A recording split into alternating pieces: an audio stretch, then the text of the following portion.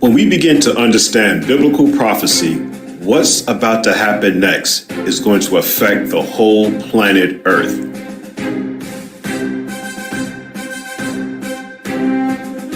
We lost our land, our culture, and our identity.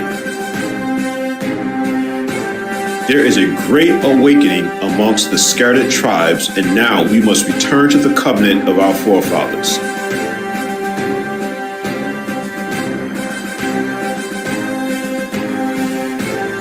The Father chose out of all nations the nation of Israel.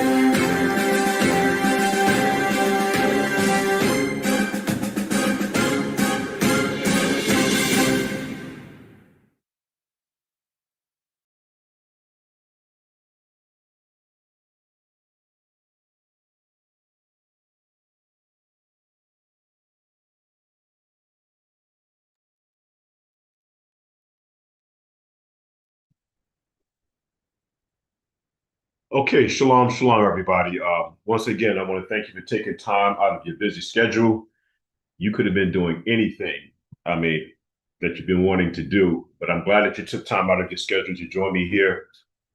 Actually, this afternoon, I want to continue the series called The Return of the Mashiyach, and I have a question mark there because I know that there's a lot of arguments in regards to the Mashiyach of the first century, and I want to try my best to try to share my position on, again, the return of the Mashiyach. And I'm going to be looking at, again, Daniel, the 7th chapter. And this is a series. This is the 3rd chapter. And I want to get some feedback, if possible, on my position. I do respect others' opinion, but let's try to make sure that we use scriptures to support our argument. So like in all of the classes that I do, Mr. excuse me, I want to make sure that we give all the esteem to the Father of Yahuah. So we're going to do it in Hebrew, then we're going to do it in English, and we're going to go ahead and get the ball rolling. Abinu Shabbat Shamayim, Yitz Kudas Shemka, O Yitz Barak Melkutka, Retsunka Yahiye Ishui, Ba Shamayim, U Ba Aretz, Ut At Ayin, Lat Menu Tamadit, U Makulanu, Kata Atenu, Ka'asher Anaknu, Mukhalim, U Al Tabi Anu Layide, Nasayon, U Sham Ranu Makal Ra, and all esteem is to the Father of Yahuah. We thank him always for sending his son, Yahushua Ha'Mashiach, to be that atoning sacrifice for the nation of Israel. And now we're going to do it in English, Mishpachah. All right. Our Father, which art in heaven, set apart be thy name, thy kingdom come, thy will be done on earth as it is in heaven. Father, we pray that you give us this day our daily bread. Forgive us of our debts as we forgive our debtors. Lead us not into temptation, but deliver us, Father, from all that is evil. Thine is the kingdom, and all the esteem belongs to the Father, once again, through his Son, Yahushua HaMashiach, who is the atoning sacrifice for the nation of Israel.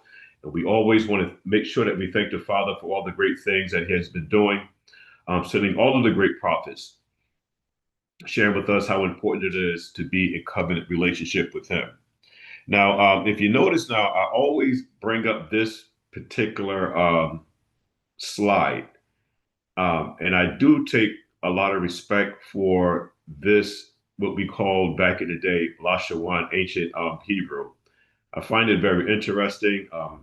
It's pretty much my roots, and I still like saying it this way. I know there's a lot of controversy. All right, so but just bear with me here a little bit.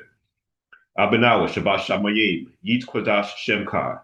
I'm saying it in ancient Hebrew. But again, Abinawa Shabbat Shemayim Kodash Haya Shamka. Yahuah Malak Wafka Ba'a Ratazaka Haya Aisha Ba'arataza Kawa Haya Bashamayim.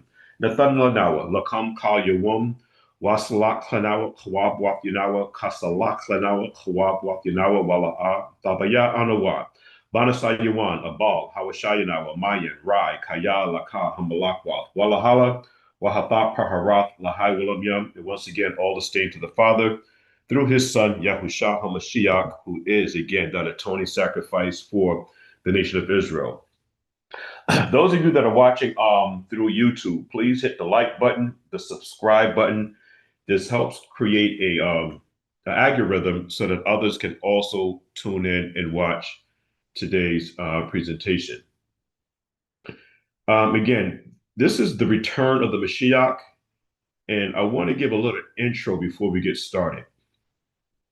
First of all, like I do, I want to make sure that I give all peace and blessings to the family. And now, before we dive into today's lesson, let's briefly go over the fundamentals that will help us with this series here. All right, I'm going to make sure that it flows nice and comfy for everybody. Specifically, the understanding of grammar rules in the Hebrew language. For example, there are perfect tense structuring in sentences, and there are imperfect tense structuring in sentences. There's also a stem system used to help navigate through the verse by identifying how the word should be viewed, namely what we call the call stem, the hifil stem, and the hithpayo stem. These stems are very important in helping us to understand basic Hebrew grammars, the grammar rules, and when to add, and basically when to apply which system to help us to better understand the verse. Then there is what we call the Hebrew syntax, which involves the rules for arranging words into sentences and phrases. Modern Hebrew generally follows a subject, verb, and an object verb order, similar to English. However, there are some nuances to this, and there always are exceptions to this rule. So what we're going to do now, Mishmikah, is that I have a little video that I want to share with you guys here. And this is about 2 minutes long. All right. So I want you to pay very close attention to it, because once again, this is going to be the intro to this afternoon's class, the return of the Mashiyach. Okay. And this is for educational purposes only. I want to make sure that I express that, so that we won't have any problems with YouTube. All right, so here goes the video.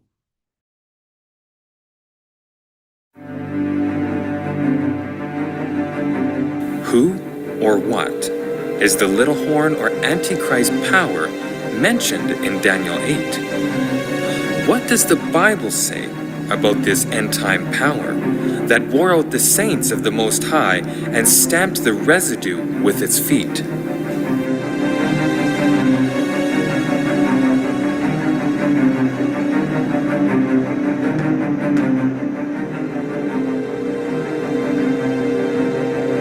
Who is the Antichrist? Was it Antiochus Epiphanes? Is it a tyrant from the Middle East? Prince Charles? The number of possible matches offered these days makes the issue confusing. What's certain is that he or it defies God, persecutes God's people, and controls a one-world government, or New World Order, at the end of time.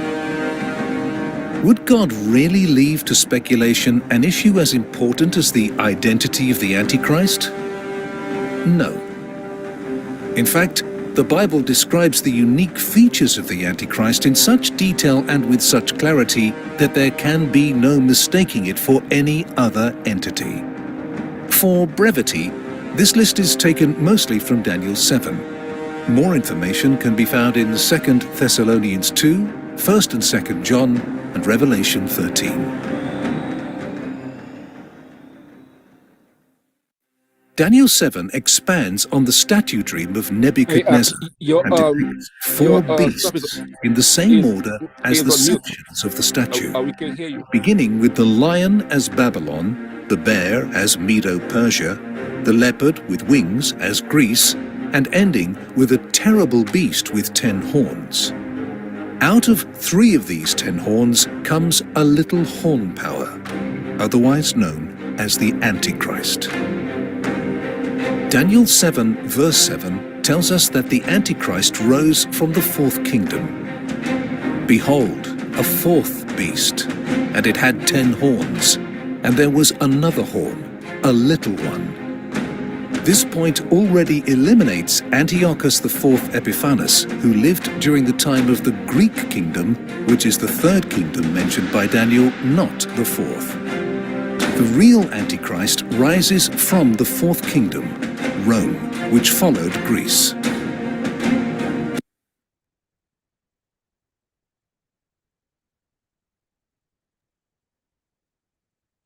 Okay, Mr. McCall, that was just a little precursor to let you know where I'm going to be starting from. We need to be able to identify who is the little horn, try to identify the characters that is listed in Daniel, the seventh chapter, to try to let us know where we are today. And I believe that it's extremely important. So let's go ahead with the presentation. But what I do want to do is let's go to Daniel, the seventh chapter, and start at verse 1. And I'm going to pick up from verse 9, where I would actually begin my presentation, just to give you a little backdrop of where we're at in this series here. It says in Daniel 7 and 1, it says, in the first year of Belshazzar, king of Babylon, Daniel had a dream and visions of his head upon his bed. Now, so this is Daniel's dream here. And he wrote the dream and told the sum of the matters. Daniel spoke and said, I saw in my vision by night, and behold, the four winds of the heaven strove upon the great sea. And four great beasts came up from the sea, diverse from one another. My understanding is that this is Babylon, the Medo-Persian Empire, the Greeks, and the Romans. Verse 3, and four great beasts came up from the sea, diverse one from another. Verse 4, the first was like a lion, which is Babylon, and had eagle's wings. I beheld till the wings thereof were plucked, and it was lifted up from the earth and made stand upon the feet as a man, and a man's part was given to it. Long story short, again, this is Babylon. And behold, another beast, a second like to a bear, and it raised itself on one side, and it had three ribs in his mouth, of it between the teeth of it, and they said thus, into it rise, devour much flesh.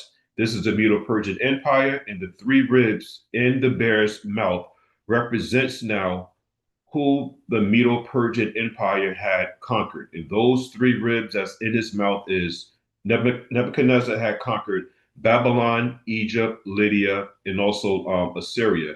But the three ribs, once again, represents that Nebuchadnezzar lands that he had conquered is Babylon, Egypt, and Lydia. Verse 6, after this I beheld, and lo, another, like a leopard, which had upon the back of his four wings of a fowl. The beast had also four heads, and dominion was given to it. My understanding that this is talking about Alexander the Greek, and the four heads represent Cassandra, Lysistrata, Seleucus, and Ptolemy.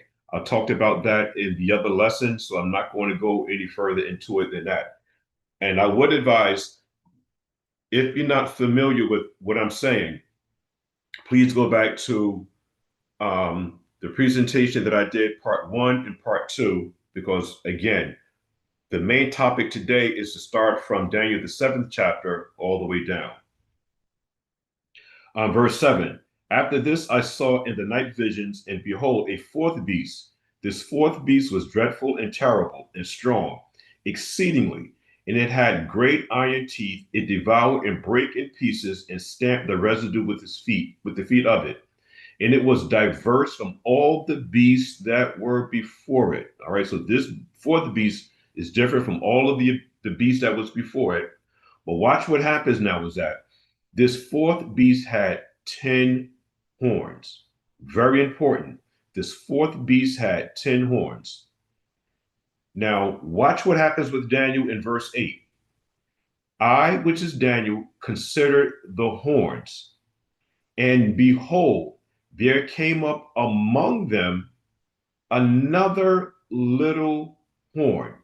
That word little is going to be extremely important, because I want everybody also to be able to understand is that the book of Daniel, the 7th chapter, is written in Aramaic. Once again, the book of Daniel, the 7th chapter, is read or is written in Aramaic. That's going to be very important, because there is some differences now when you begin to look at the Aramaic language and the Hebrew language. So the word little in Aramaic is zayar, and the word zayar is not making too big of a difference between it in Hebrew and Aramaic. But there's something that I want to point out. The word little is ze'er, and it means little, small. And then it has a the words actually corresponding to the Strong's number 2191, and it means to dwindle, little, little of quantity and of time. The Brown Driver's Briggs has dwindled and small. The reason why I'm bringing out that definition there is because I want to try to be as meticulous as possible, giving us the best understanding on how to read these scriptures here. Now, so when we have the word little, it actually means that this little horn started off small, but it grew. So once again, it started off small and this little horn grew. It's going to be very important that we follow succession on how Daniel saw this vision. Also, let me go ahead and just read on because there's a lot that's going on in verse 8, because we need to make sure that we understand verse 8 as we springboard now into Daniel, the 7th chapter, verse 9. So I considered the horns, and behold, there came up among them, which is this fourth horn here now, to the 10 horns, another little horn, before whom there were 3 of the first horns plucked up by the roots. And everybody know, if you pluck up anything from the roots, you've destroyed that thing. But this little horn now grew in power to the point now where it was able to now uproot 3 of the 10 that was an extension of the fourth. I'll read on. And behold, in this horn, talking about this little horn, because it's now growing in power, were the eyes like the eyes of a man. This little horn now had a mouth speaking great things. Now, just to let you know where I'm at with all of this right now, is that this little horn, based upon the research that I have, this little horn is the Roman Catholic Church. That's my position. And I want to try and defend that position here this afternoon. What I wanted to share with you now in regards to this little horn and how it grew, and if anybody wants a slideshow, I'm more than willing to give it to you absolutely for free. Now, the French king, Clovis, who was the first king I'm talking about, the first French king, Clovis, is considered the first French king famous for his military conquests, for being the first Catholic king in history. Clovis' conversion to Catholicism in 496 AD was a key event in the history of the Roman Catholic Church and the spread of Christianity in Europe. So it's very important for us to understand that, because we're going to see now in 538 AD, we're going to see now the beginning stages of how the Roman Catholic Church has a military behind them in order for them to help push their agenda. So when we look at in the book of Daniel, the 7th chapter, verse 8, this little horn is a religious and a military power. Religious and a military power. And prayerfully, I will be able to expound upon that a little bit later on this afternoon. Now, the slideshow. All right, let's do this. We're going to start with Daniel, the 7th chapter, verses 9 through 10. And it's talking about what is the heavenly judgment about and who is being judged. So now the next thing that Daniel sees is a heavenly courtroom. And just to pick up from where we're at now, succession runs this way: Babylon, the Medo-Persian Empire, the Greeks, the Romans, the 10 horns, Then it makes mention of the little horn. And then we pick up now with Daniel, the 7th chapter, verses 9 through 10. Daniel said, I kept looking until thrones were set up. My argument is that these thrones here now are righteous, the righteousness of the Father as his kingdom is now growing. But this is now something that Daniel is seeing in heaven. Watch this. I kept looking until thrones were set up, and the Ancient of Days took his seat.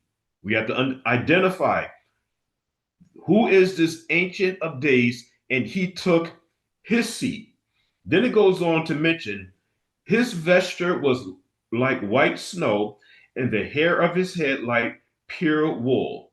His throne, this is a heavenly throne. We're not talking about anything here on earth here. His heavenly throne was ablaze with flames, its wheels like a burning fire. A river of fire was flowing and coming out from before him. Thousands upon thousands were attending him, and myriads upon myriads were standing before him. The court sat, and the books were opened.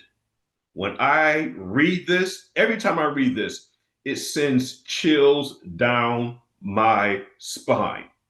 Picture this as a courtroom. Courtroom. This is now judgment. We have now the Father is in position. The Mashiyach is acting as the mediator for the nation of Israel. Like I've said so many times over the years, you have the prosecutor and you have the defense attorney. The prosecutor would be the adversary. The defense attorney would be the Mashiyach. The Mashiyach is acting on behalf of Israel that have been doing Torah. So he's going to be our advocate, where the adversary now is going to try to charge you with past crimes.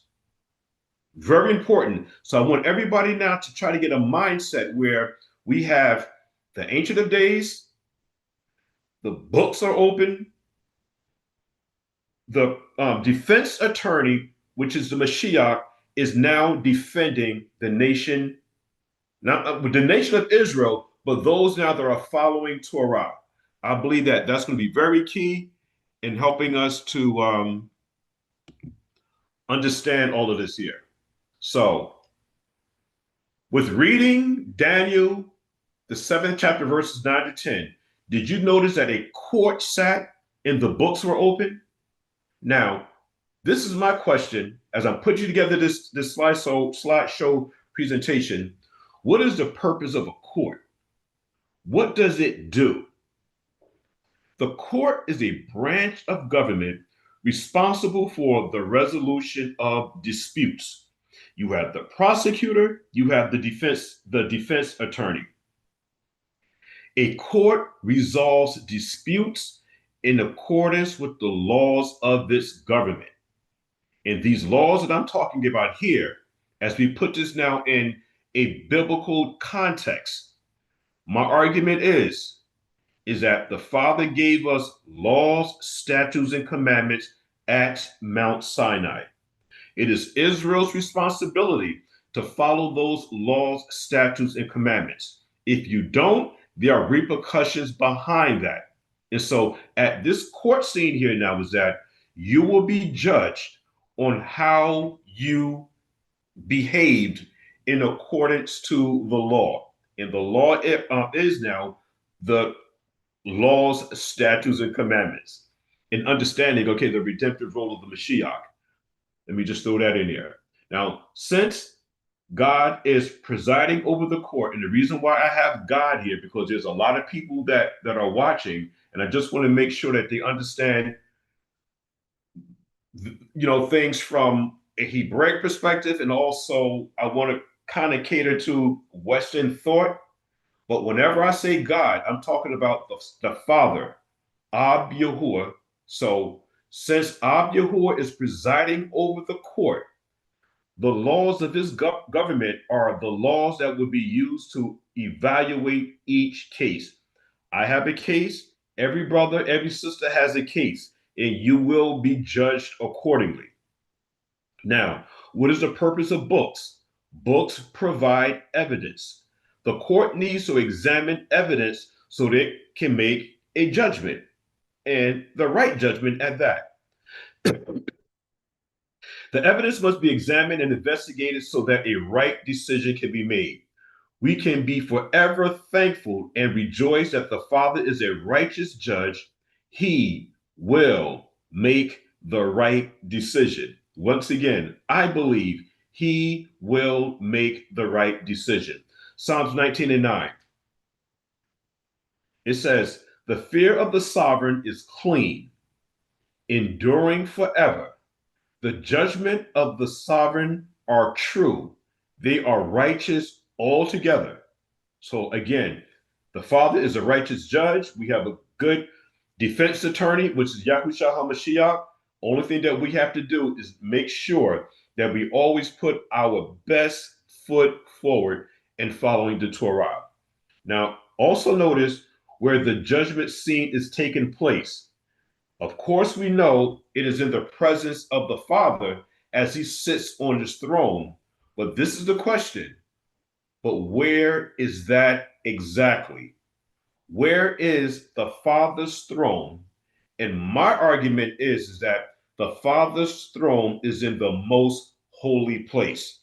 So when we saw now when the physical temple was here on the earth, and it was supposed to have been representing what was happening in Shamayim. So that is the greater picture, and the greater, and the, excuse me, I get this right now. And the greater picture was supposed to have been a reflection here on earth.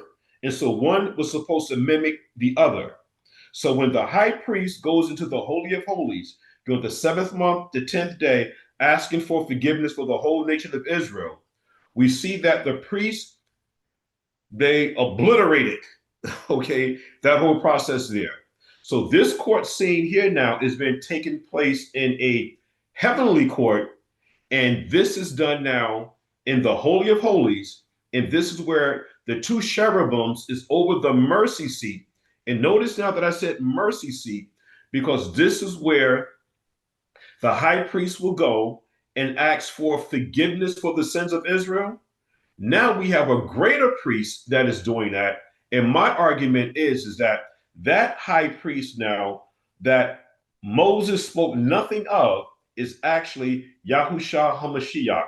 He is the one that is standing over, I'm going to say standing over, but he is the one now that is before the mercy seat, asking for forgiveness for the nation of Israel with inside of the guidelines of understanding that they must follow Torah. Okay, I'm going to move on. In this next slide, I have a demonstration on how this whole thing works. And so when you go into the tabernacle or the temple here, the courtyard, you have the first thing that you're going to see, what I find very interesting, you have the bronze altar, all right? And this is where you do your animal sacrificing at. Then you have the bronze laver, and this is where the priest does his washing. Then he goes into the holy place. And on the left, as you see, you have the lampstand. And in the middle of that, you have the altar, or what they call the table of incense. And then you have the table, what they call the table of showbread. And then you go past the next curtain, okay, is where you have now the mercy seat, and where we have now the Ark of the Covenant. And inside of the Ark of the Covenant, you have the 10 commandments. And then above that, you have the seat, and then you have the covering cherubims that are hovering or covering the mercy seat. And then it talks about where the Father's presence is now there. And I have a picture of the sun there, indicating now light, the presence of the Father. So in my explanation here of the diagram again, in the Father's sanctuary, there were two rooms, the holy place and the most holy place. The priest ministered in the holy place for most of the year. But on the Day of Atonement, the high priest entered the most holy place to pray for the sins of his people and to cleanse the sanctuary from evil.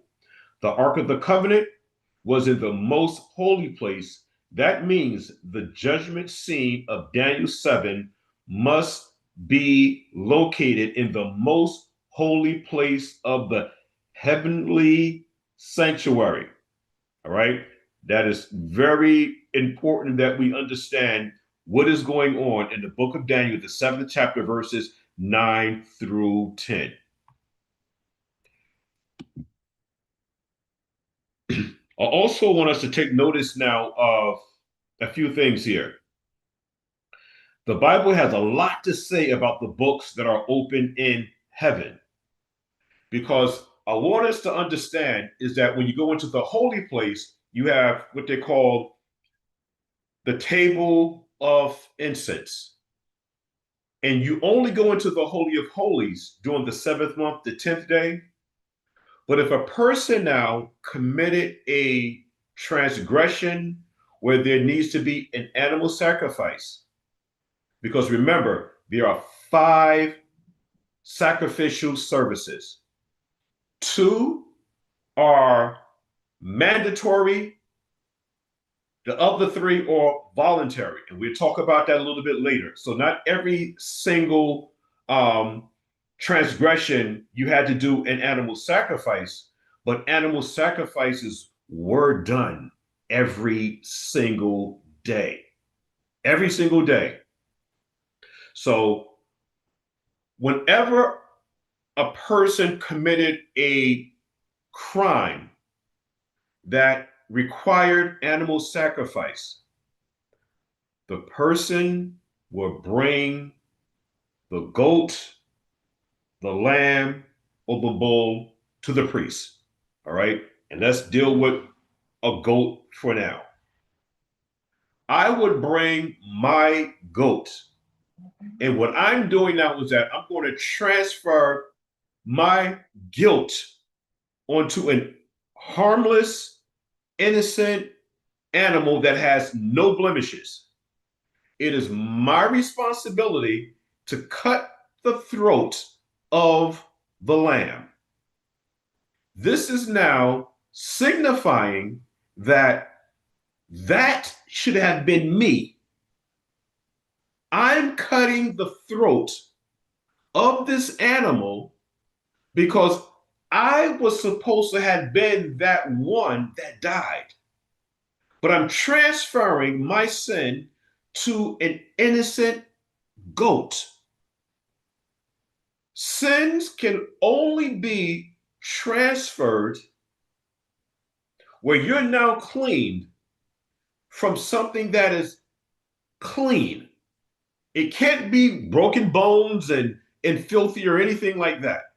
And so once I slit the neck of this animal, the priest now takes the blood of that animal, which is supposed to represent me. He goes now into the holy place and he does now the ritual of sprinkling the blood on the altar, asking for forgiveness. That acts as a record against me. And I pray that everybody understands exactly what I just said. That acts as a witness against me. That is a testimony against me that I committed a crime. Watch this. In Revelation 20:12, John the Revelator said, "And I saw the dead, the great and the small, standing before the throne." That is not talking about any throne in Jerusalem. This is a heavenly throne. And it makes mention of that the books were open and another book was open, which is the book of life. These are 2 books. And the dead were judged from the things which were written in the books according to their deeds. What deeds? According to your deeds on how you walk in this life. Torah. No man, once again, is justified by the works of the law, and the works of the law of the law are the Levitical services. The Levitical services now were supposed to bring us back into covenant relationship with the Father, and that is Torah. Let's move on. Luke 10 and 20, it says, nevertheless, do not rejoice in this, that the spirits are subject to you, but rejoice that your names are recorded in Shamayim, in heaven. And this is what we all want. I'm going to let you know something right off the bat here. All of our names are written in the book of life. But watch this now. If your name is not in the book of life, it is not the Father who removed your name. It is you who removed your name by not following the instructions that the Father gave us. It is clear to me, that is, that Deuteronomy, the 28th chapter, is very clear. I set before you life, which is the tree of life, and death, which are consequences. The same thing that is going on in the Garden of Eden. Adam was supposed to now partake of the tree of life, which is Torah. The tree of good and evil are consequences. And so now Adam was facing the consequences for not being obedient to the Torah. And this is now what we see in Deuteronomy 28. I set before you life and death. And also take notice now is that good and evil is a mixture of the truth with a lie. So not everything that the adversary said to Eve was wrong. It's what we call a hybrid, or what we call now a GMO.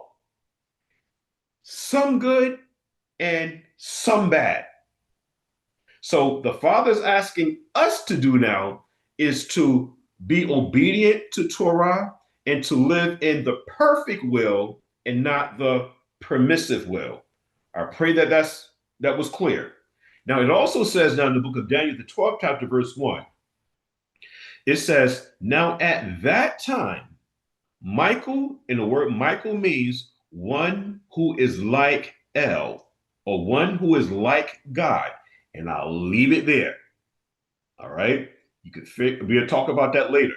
But at that time, someone is going to come who is like God, who is like the Most High. And then he's called the Great Prince, who stands guard over the sons of your people. We're talking about Israel, will arise. And there will be a time of distress such as never occurred since there was a nation until that time. My argument again is that I don't believe that the fat lady is saying. There's going to come a time that supersedes the trauma that happened under Babylon, the Medo-Persian Empire, the Greeks, and the Romans. That whole era there's coming a time that, you know what, it's going to blow everything else off the map. If you think things are rough now, listen, this is candy here. We haven't seen anything yet. I believe, according to what I'm seeing in scripture. Some is debating that, you know what, Kasadabar, you know what, that already happened. That's not my position. All right, so let's continue on. Verse 11. I think I made a boo-boo here. What do we have here? Verse 11, okay,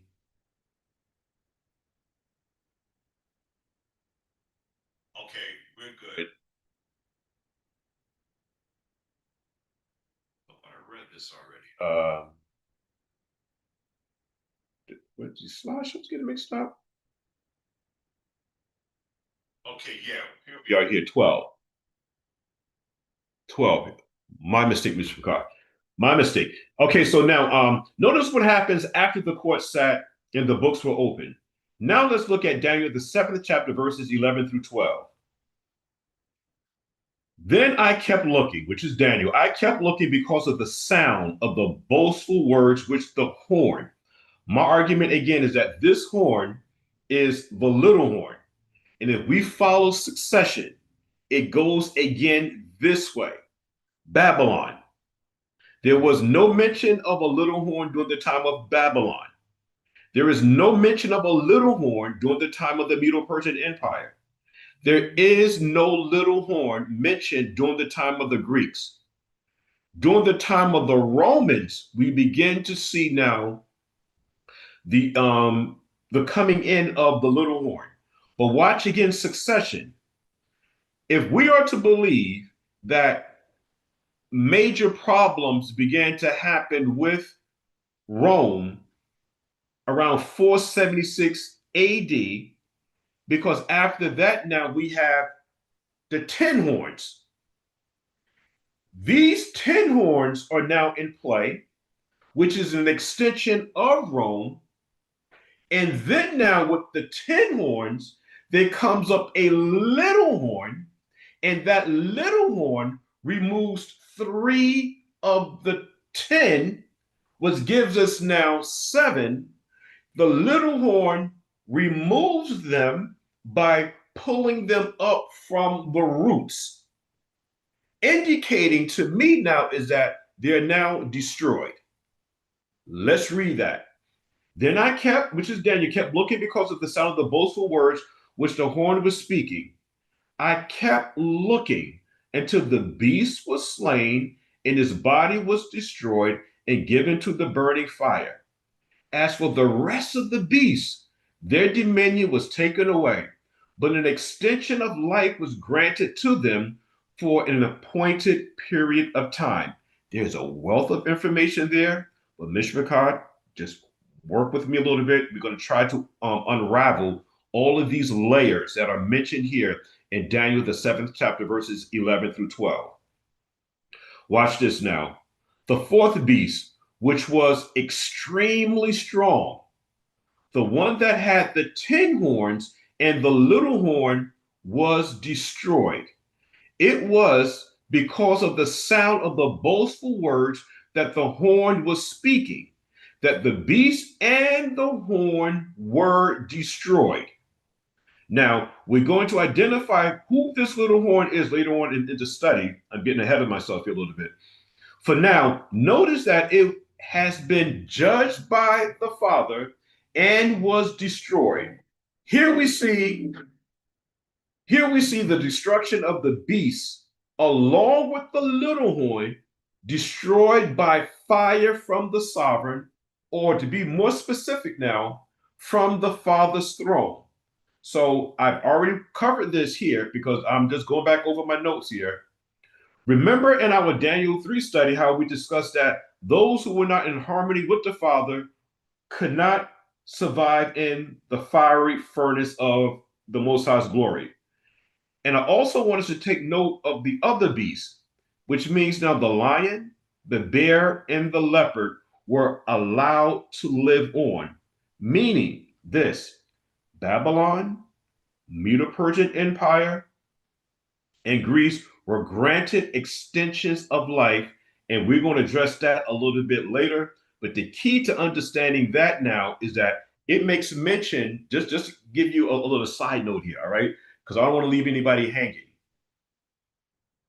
Revelation, the 13th chapter, talks about another beast coming up after these 4 beasts. John the Revelator again saw another beast. Ezra makes mention of this dreadful beast. And the reason why it's called the dreadful beast, because this beast now is encompassing Babylon, the Medo-Persian Empire, the Greeks, and the Romans. So we have to identify who is this other beast that is made mention now in the book of Revelation, the 13th chapter. Only thing that I'm doing is trying to follow succession, how this thing is actually running. Now, who is the Son of Man, and why does he come up to the Ancient of Days? All of these are questions. I believe that these questions need to be answered. Notice the next sequence of events in Daniel, the 7th chapter, verses 13 to 14. One second here.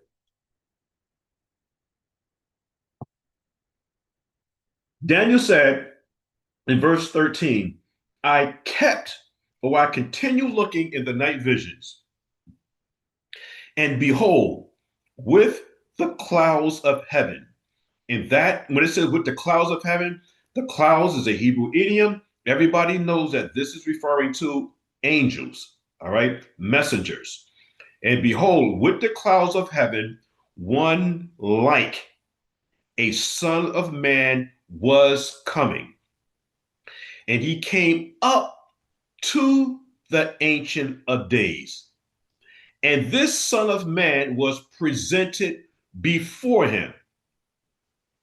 This him here is the one that was like the Son of Man coming to the Ancient of Days.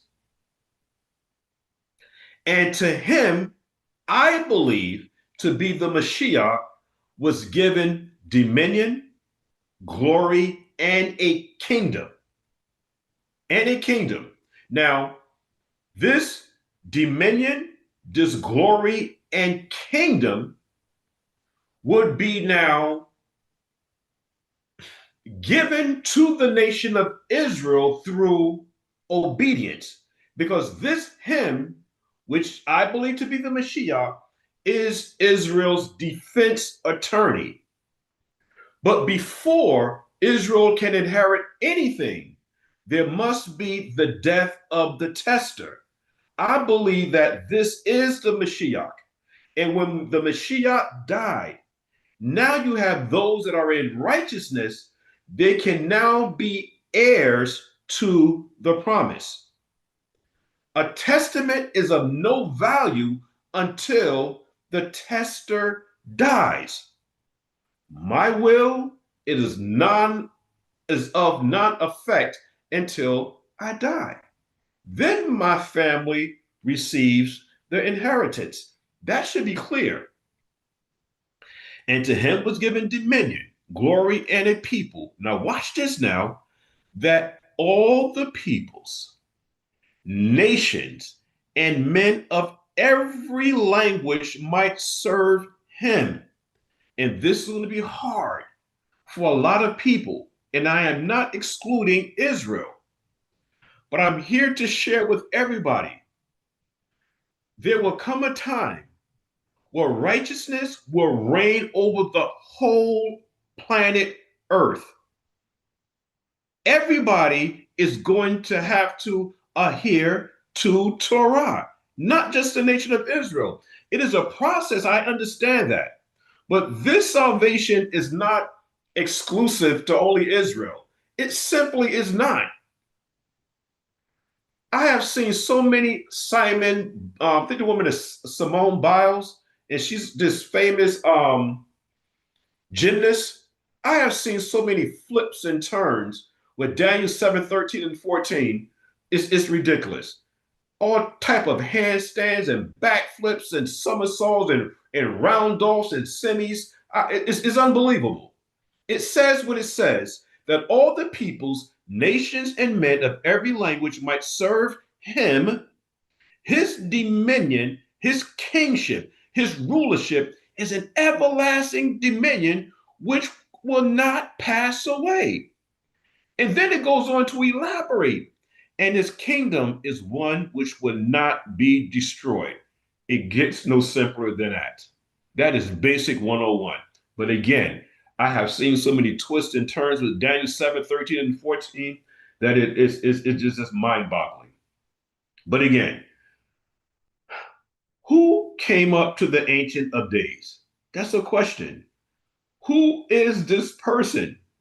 From the text, we see that he was given dominion, glory, and a kingdom. Everyone will serve him. And his kingdom is everlasting and will not be destroyed. This is my argument. The Son of Man is none other than the Mashiyach. As the world knows as Jesus Christ, the Son of Man is Yahushua Ha'Mashiach himself. The Mashiyach refers to himself. Watch this now. The Mashiyach refers to himself as the Son of Man throughout the New Testament in all four Gospels. There are at least, that I've counted now, there are at least 77 references, here, in the New Testament. And let's look at a few of these scriptures here, because you know how our people are. Okay, then, because I'm not the only one that's teaching this. But when it comes to me, well, Kassad, you brought out one. That's not good enough. Kassad, you brought out two. That's not good enough. And then you find yourself in a cycle where you're not just bringing out one to show who's the Son of Man. I'm going to bring out as many as I can in a timely fashion to show that the Mashiyach referred to himself as the Son of Man. Watch this. Matthew 8:20. The Mashiyach said unto him, the foxes have holes, and the birds of the air have nests, but the Son of Man has nowhere to lay his head. Matthew 9:6. But so that you may know that the Son of Man has authority on earth to forgive sins. Then he said to the paralytic, get up, pick up your bed, and go home. Matthew 12:8. For the Son of Man is sovereign of the Shabbat. I was even sure that that's not good enough. So I go to another one. Matthew 12:32. Whoever speaks a word against the Son of Man, it should not be forgiven him. It shall be forgiven him. But whosoever shall speak against the Ruach HaKodesh of the Holy Spirit, it should not be forgiven him, neither in this age or the age to come. Matthew 17:9, because the four that I presented so far, those were not good enough. You need to bring out some more. Matthew 17:9, as they were coming down from the mountain, the Mashiyach commanded them, saying, tell the vision to no one until the Son of Man has risen from the dead. And you know what? That wasn't good enough. So I went to Mark 8, chapter verse 31. And he, which is the Mashiyach, began to teach them that the Son of Man must suffer many things and be rejected by the elders and the chief priests and the scribes and be killed, and after 3 days be risen again. That's not good enough. You need more proof. I'm like, wow. So Luke 9:26, for whoever is ashamed of me and my words, the Son of Man will be ashamed of him when he comes in his glory. Very important. Okay, I'm not going to go into any, because there's a lot that's going on there, but I'm just going to leave it alone. And the esteem or the glory of the Father and of the holy angels. John 5:26-27, because you still need more proof to, I call them knuckleheads. John 5:26-27, but just as the Father has life in himself, even so he gave to the Son of Man also to have life in himself. And he gave him authority now to execute judgment, because he is the Son of Man. John 6:27, do not work for the food which perishes, but for the food which endures to eternal life, which the Son of Man will give to you, for on him the Father has set his seal. John 12:23, and the Mashiyach answered them, saying, the hour has come for the Son of Man to be glorified or esteemed. As we can see here, Mr. Ricard, the Mashiyach is the one who comes before the Father and receives a kingdom. That is self-explanatory. The Mashiyach is the one who comes before the Father and receives a kingdom. In fact, the Mashiyach told a parable to his disciples that he would have to depart for a distant country to receive a kingdom that supports Daniel. What we're now reading, it supports Daniel 7, 13, and 14. There can be no mistakes here. I can't see it. How I can be making any mistakes with this here. It says, while they were listening to these things, the Mashiyach went to tell a parable because he was near Jerusalem, and they supposed that the kingdom of the sovereign was going to appear immediately. So the Mashiyach said, a noble man went to a distant country to receive a kingdom for himself and then return. That needs no explaining. The Mashiyach comes to the Father to receive his kingdom. After he receives it, then the Mashiyach will return to the earth. That is what I'm standing on. That's what I'm standing on. Let's move on. We're almost done. Key points of Daniel 7, 13, and 14, which I believe to be very important. Christ, who we know in Hebrew to be the Mashiyach, he comes to the Ancient of Days.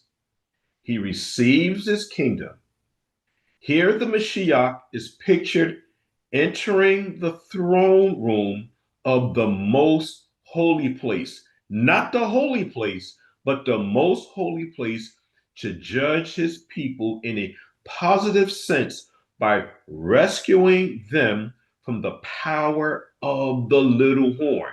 Because remember again, succession runs this way: Babylon, Medo-Persian Empire, the Greeks, the Romans, the 10 horns, the little horn, and then it talks about the judgment seat, the Ancient of Days. That's succession according to Daniel, the 7th chapter. We can't miss. So notice now in Daniel 7:14, when the Mashiyach was given a dominion, 1, 2, glory, 3, a kingdom. That's how succession works.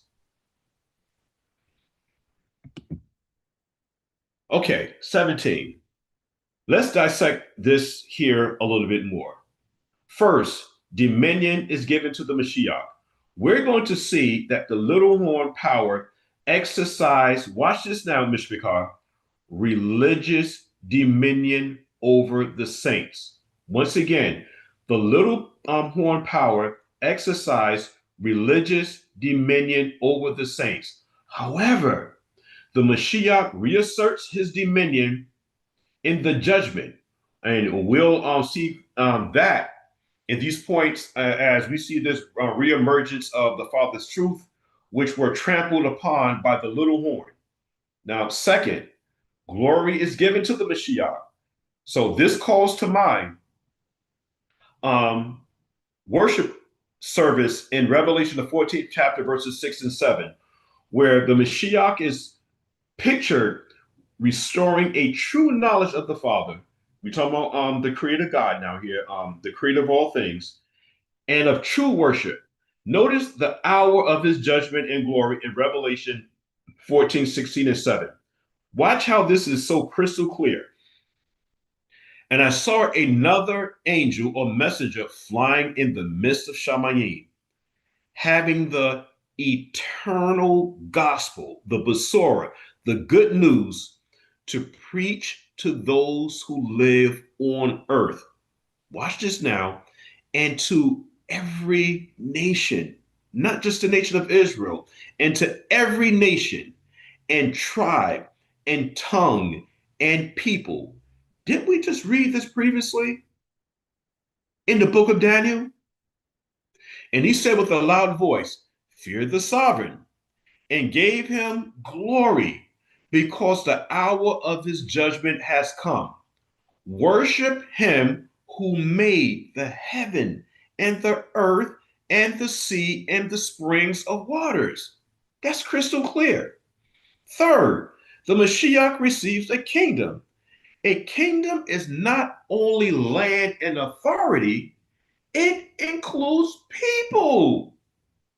The Father's kingdom is comprised of those he ruled over. This is consistent with Revelation, the 11th chapter, verses 15 to 17. And let's read that. To me, this is so crystal clear.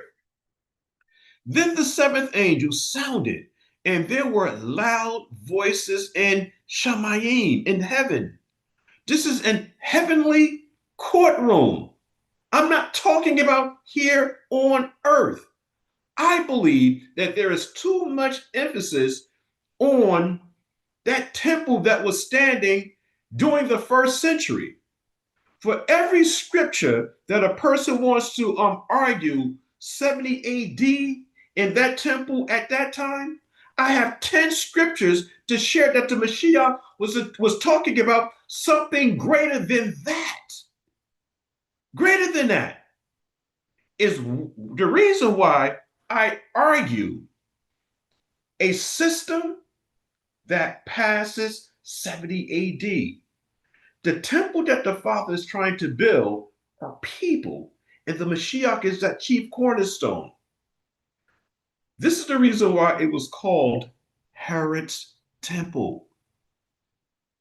It was called Herod's temple during the first century.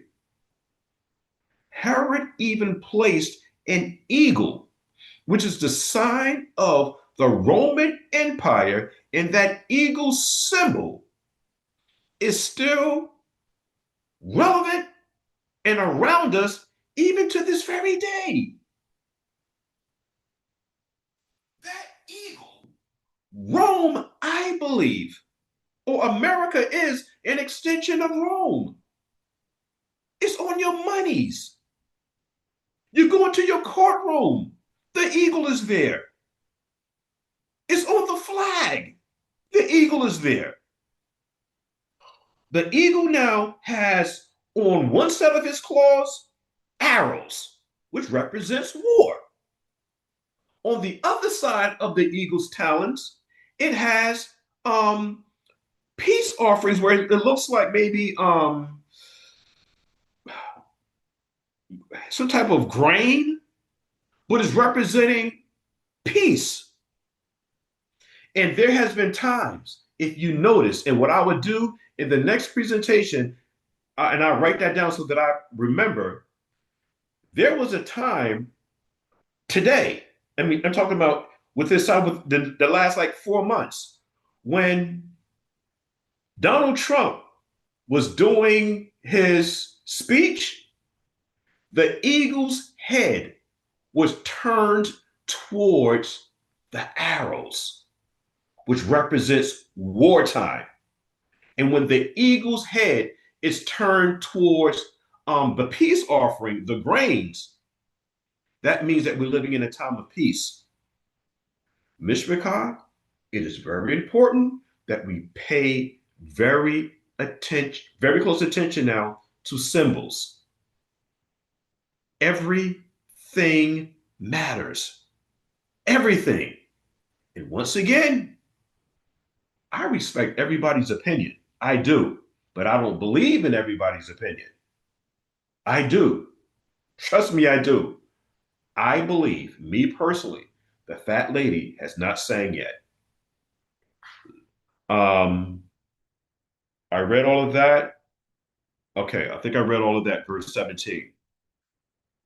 Let's move on to the next slide. Now, in Luke 22, 28 and 30, the Mashiyach called the New Testament church his kingdom. Again, the Mashiyach called the New Testament church, the Kahal, his Mishkan, his kingdom. Let's prove that. Luke 22, 28 and 30. You are those who have stood by me in my trials. He's talking to them.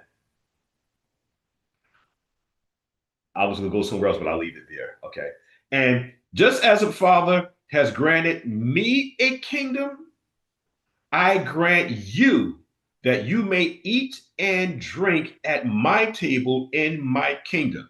This has nothing to do with that kingdom, that temple in 70 AD. Absolutely nothing. Zero. I'm here to share with you is that redemption is not through those Levitical services. And what we're talking about here is a heavenly kingdom. This judgment seat is in heaven. And there will come a time where earth will mimic heaven. Just as there is righteousness abroad in heaven, there will be righteousness abroad on earth. What happens on earth affects what happens in the kingdom, in heaven. And if there's any type of destruction or unbalance in heaven, it's going to have the same effect here on earth.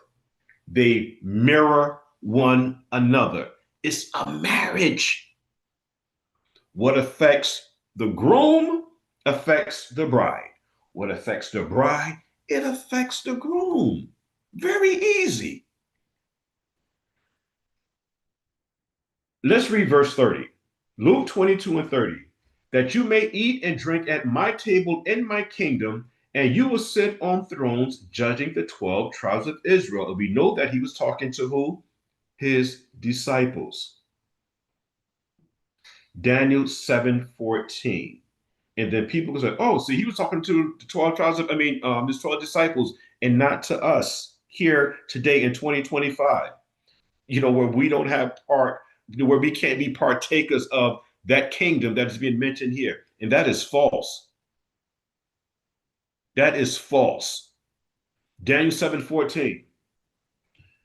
Daniel 7:14, from my understanding, indicates that the Mashiach's kingdom is reconstituted along proper lines in this heavenly judgment scene.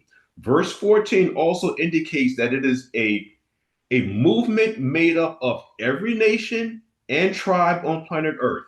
This reminds me now of Matthew 24:14, which tells us that the good news, the gospel, must go to the world so that all nations, peoples, and tongues can hear the invitation to come into the Mashiach's kingdom.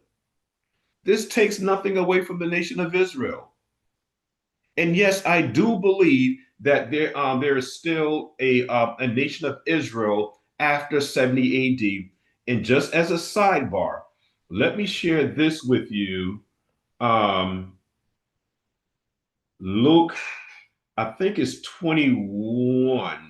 Luke 21. I want to share something with you right quick. Luke 21, I think it's 24. 21, 24. Watch how this reads. And they, I believe this is talking about 70 AD. And they shall fall by the edge of the sword, meaning Israel, and shall be led away captive, which is Israel, to all nations. And Jerusalem shall be trodden down of the Gentiles.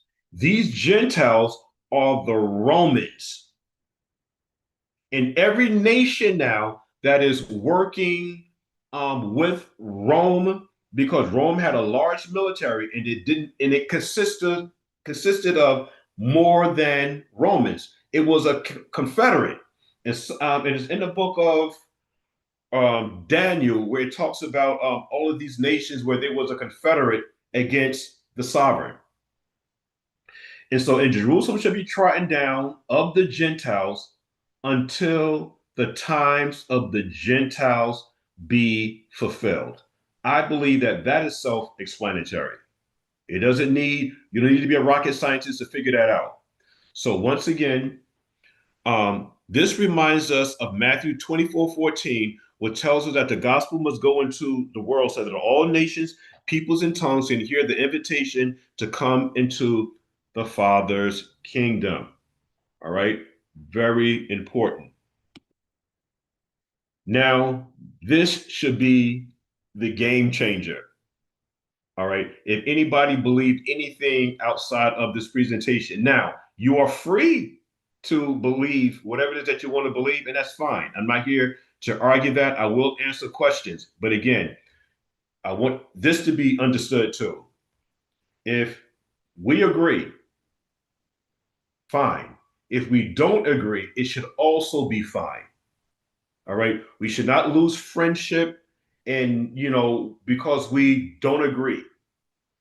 Okay. Let's just understand that also.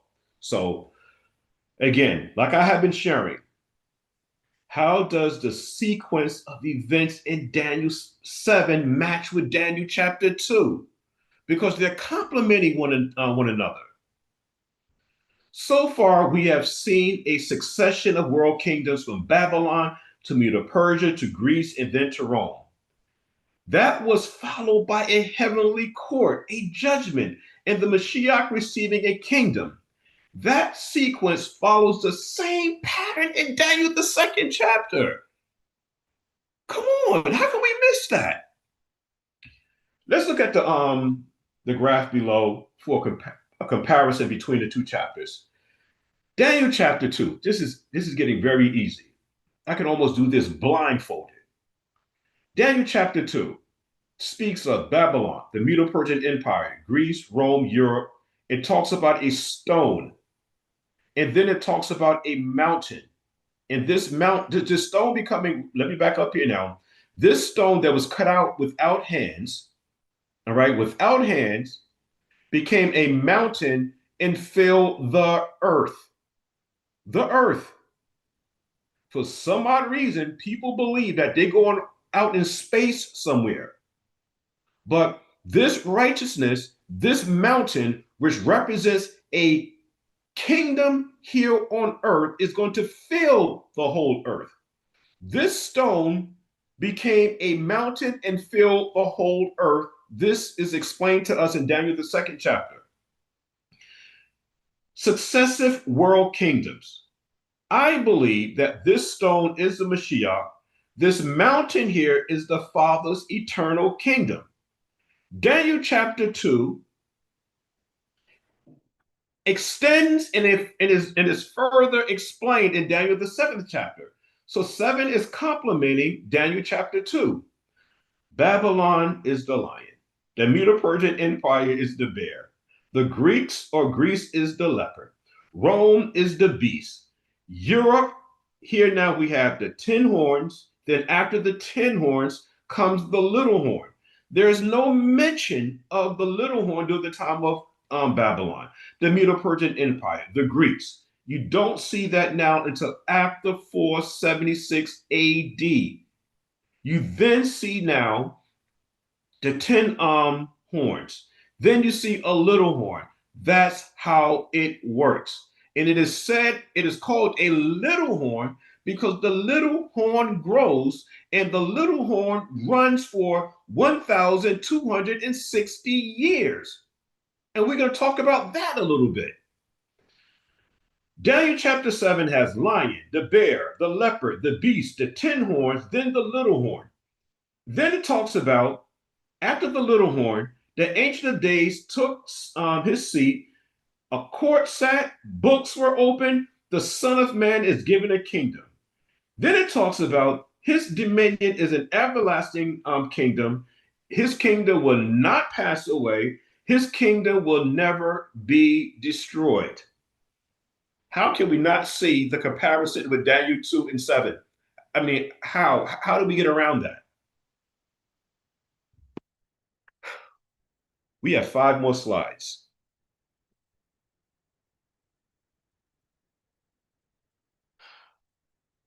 Let's see, where are we at here? Okay. Again, Mr. McCall, here we see the sequence of events repeated. Successive world kingdoms followed by the Mashiyach, eternal kingdom. However, we're getting more details of the story. And we still need to learn more about this little horn and his boastful words. However, let's continue with the next few verses.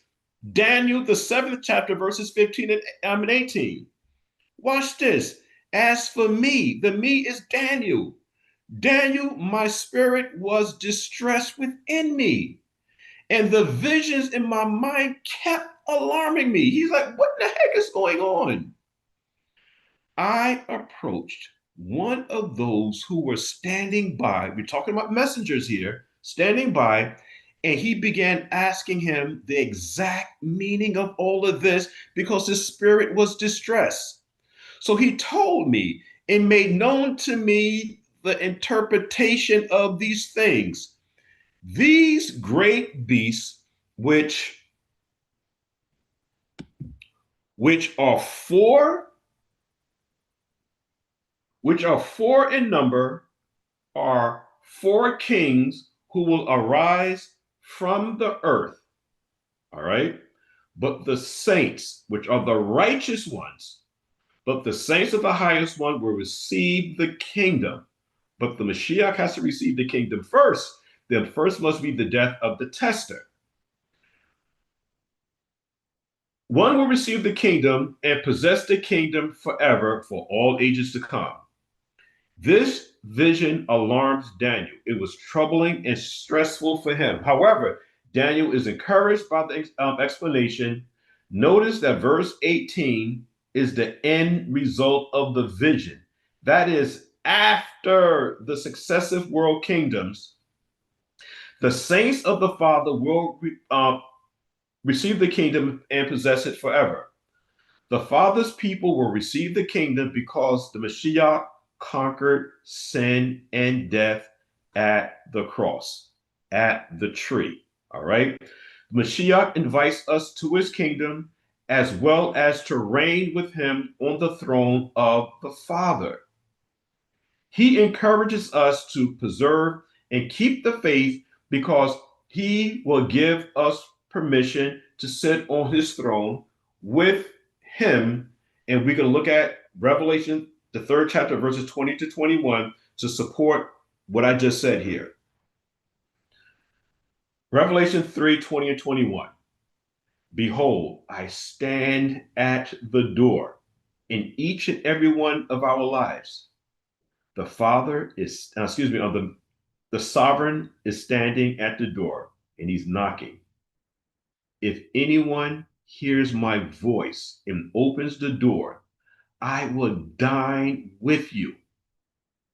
And I will come into him and will dine with him, and he with me. He who overcomes, I will grant to him to sit down with me on my throne, as I also overcame and sat down with my Father on his throne. I'm not going to listen. I don't need to explain that. I don't need to explain that. Let's look at verse 19 to 22. Watch how this reads. Then I desired to know the exact meaning of the fourth beast, which is different from all the others, exceedingly dreadful, with his teeth of iron and his claws of bronze, and which devoured and crushed and trampled down the remainder with his feet. Now, this is talking about Rome. As you see, I have an arrow describing these verses here. And the meaning of the 10 horns that were on his head, and the other horn which came up, which is the little horn, and before which 3 of them fell, namely that horn which had eyes and a mouth, uttering great boasts, and which was larger in appearance. That's going to be very important, larger in appearance than his associates. Daniel says that he kept looking, and that horn was waging war with the saints and overpowering them. Watch this now, until the Ancient of Days came and judgment was passed in favor of the saints of the highest one. And the time arrived when the saints took possession of the kingdom. Mishpachah, it goes Rome, little horn, judgment. Rome, little horn, judgment. The next verses, Daniel 7:23-28, provides this explanation for us. Okay, and this is now going to conclude Daniel, the 7th chapter. It says, look, we're almost done. Thus he said, the fourth beast will be a fourth kingdom on the earth, all right, which would be different from all the other kingdoms. It will devour the whole earth and tread it down and crush it. As for the 10 horns, out of this kingdom, 10 kings will arise. After that, it makes mention. Yeah, a memo just came up. As for the 10 horns, out of this kingdom, 10 kings will arise. And watch this now. And another, that another is the little horn, will arise after them, and he will be different from the previous ones. It will subdue 3 kings, which is now the little horn, because it's going to grow in power and it's going to subdue 3 kings. He will speak out against the Most High and wear down the saints of the highest one. And he will intend to make alterations in times and in law, and they will be given into his hand. Watch this now, for a time, times, and a half a time.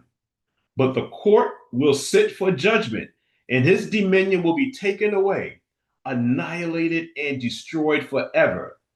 Then the sovereignty, the dominion, and the greatness of all kingdoms under the whole heaven will be given to the people of the saints of the highest one.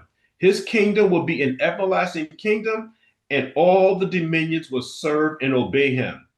At that point, the revelation ended. Now, as for me, Daniel, my thoughts were greatly alarming me, and my face grew pale, but I kept the matter to myself. Now, we know that the fourth kingdom is Rome, and after Rome, 10 kings will arise. That is Rome transitioning now into successor states that became what we know today as Europe. That's my argument.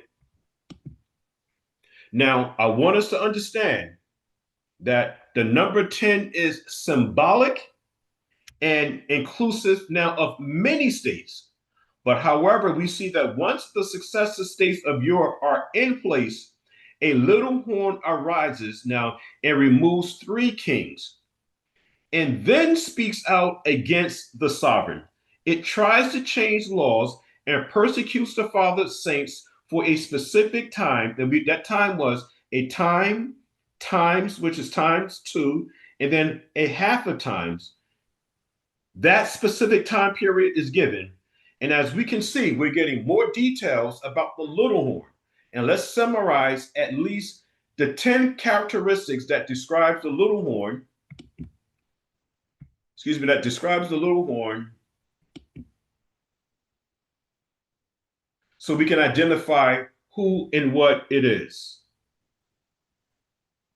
It's getting real easy. My question is, what are the 10 characteristics of the little horn? What power arose in Europe after 476 AD and uprooted 3 kings or kingdoms, which is another question. How was that power different from the powers before? Who or what is the little horn? So I wanted to now identify this little horn here. A little horn. This is a little king or power, which is explained in Daniel 7 and 8. We already went over that. The little horn comes up from among the 10 horns. That is, it would arise in the same region of the 10 horns. Since we know that the 10 horns were successor states of the Roman Empire, this would mean that the little horn comes up in Europe. Daniel 7 and 8, you can read the 20th verse and the 24th verse. I believe that supports that argument. 3 horns are uprooted. 3 kingdoms or powers would be removed by the little horn. The little horn would uproot them. To uproot means to destroy and eliminate. These 3 kingdoms is talked about in the book of Daniel, once again, 7 and 8, 20 and 24. We didn't go over 20 and 24. We'd have to do that at another time, okay? Because, I don't want to keep you guys here too long and an ending. Because we're coming to an end of this here, is that I want to thank you for your time and your participation. The fourth one is eyes in the mouth. Throughout the Bible, eyes are a symbol of divine intelligence. This horn has eyes, but it has not the eyes of the sovereign, but of man. It is guided by human intelligence, human leadership, human authority. With a man as a leader, it usurps the Father's leadership, and you will find that again in Daniel 7 and 8, Daniel 7 and 20, Daniel 7 and 25. Number 5, this little horn persecutes the saints. Here we see once again the persecution of the Father's people, just as Babylon persecuted the Father's people. The little horn power does the same. In Daniel, the 7th chapter, verses 21 to 25. We're not going to go to that. We're going to keep moving. At your leisure, please read it. Or if you want the PowerPoint presentation, I would gladly send it to you. The little horn intends to make alteration in times and laws. This little horn purposely now means to change times and laws. That is, it will attempt to change them. We'll identify exactly what that means a little bit later on. Verse 10, the saints are given into his hand for a time, 1 times, which is 2, and a half a times, which is the dividing of the 360. The saints will be taken into captivity by this power for a set period using the, watch this now, this is very important, using the day for a year principle. That is the math that I'm using. The day for a year principle. So let's calculate how long this prophecy is. First, we need to calculate how many prophetic years there are. Then we can calculate the number of prophetic days. So how many prophetic years is a time is 1, times is time 2, which is plural, and time is a half of time, a half of what we have a year.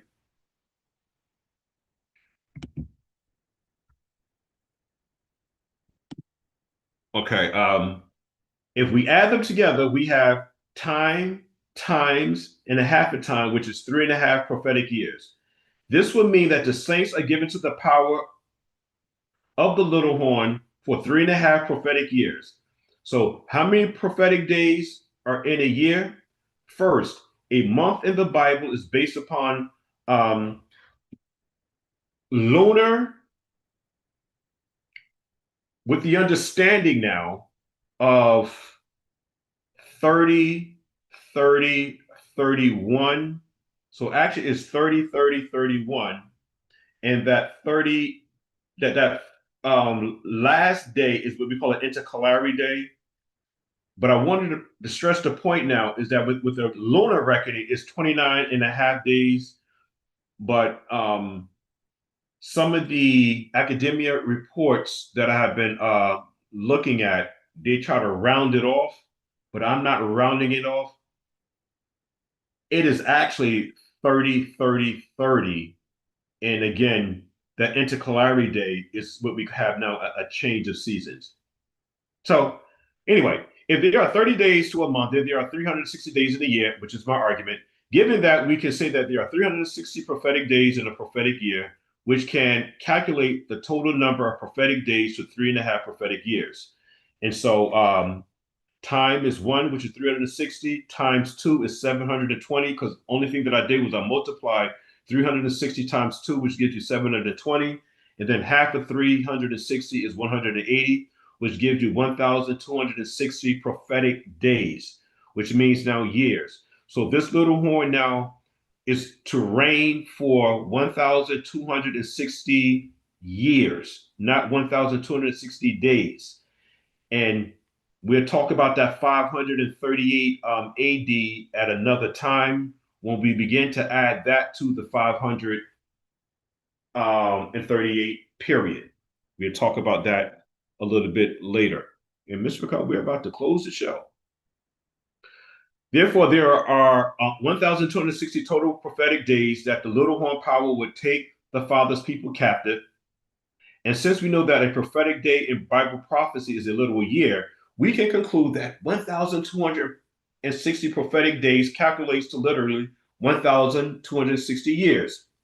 1,260 years is, I know it's a long length of time, but that's what it says. But we have to have a beginning point. When did this start?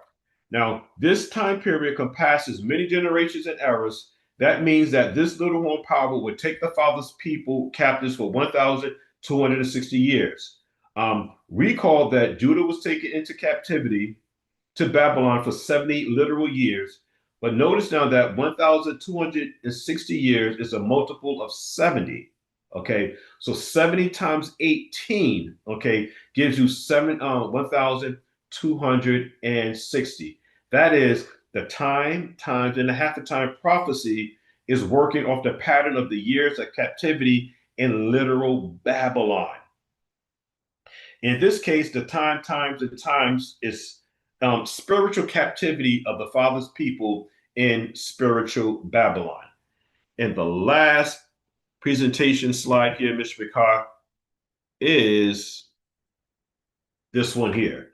And I believe that this explains everything that we have been talking about here this afternoon. So the graph below, the 10 characteristics of the little horn and where it appears in relation to successive world kingdoms.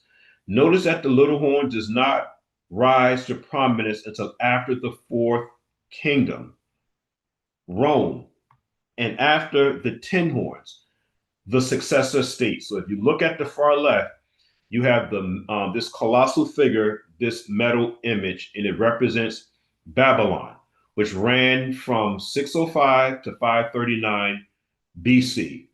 Babylon is that head of gold. The Medo-Persian Empire, okay, which is the arm and chest of silver.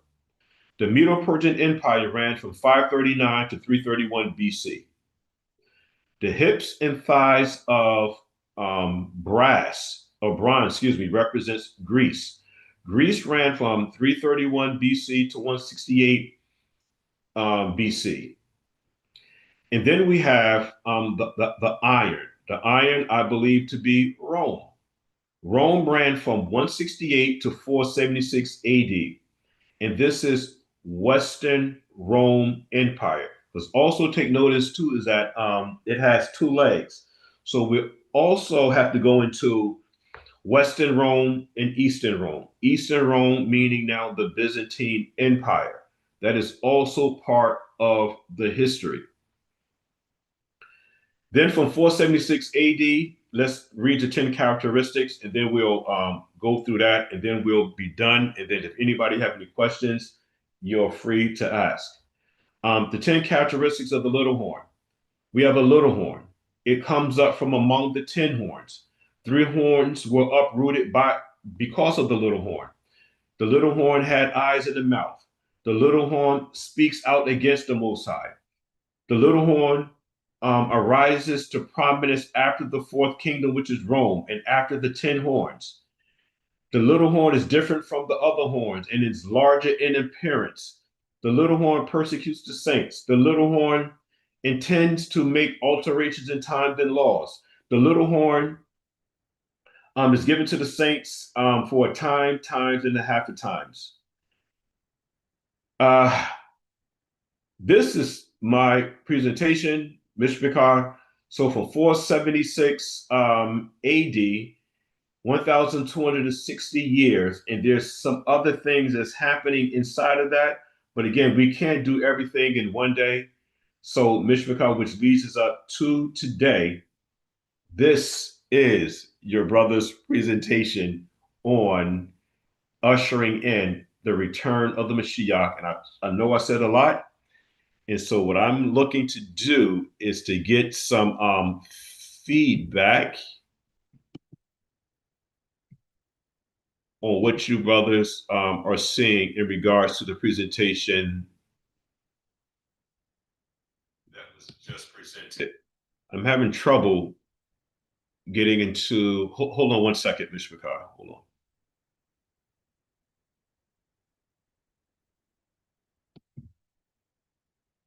What's going on?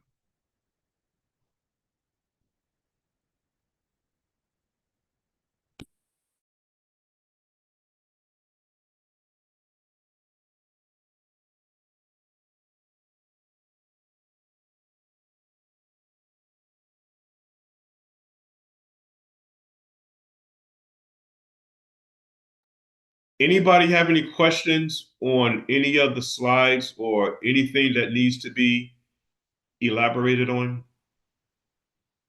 No questions.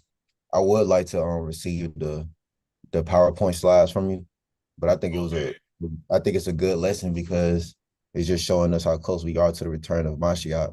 And how you're pointing out how the Son of Man will be coming in esteem after all these things have been bypassed. So it lets us know that we're getting closer and closer to that day and how the kingdom is at hand.